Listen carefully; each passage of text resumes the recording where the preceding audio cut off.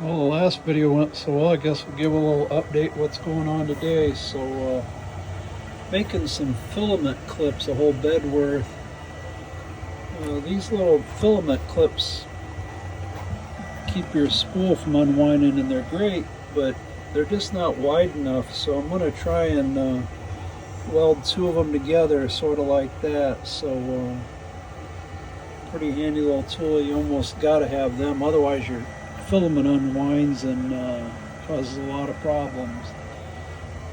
And then on this one, I'm making some wire clips so that I can route my wires and screw it to the wall, and then it'll keep it permanently. And then hopefully get my light mounted somewhere up here on the roof of this is the plan.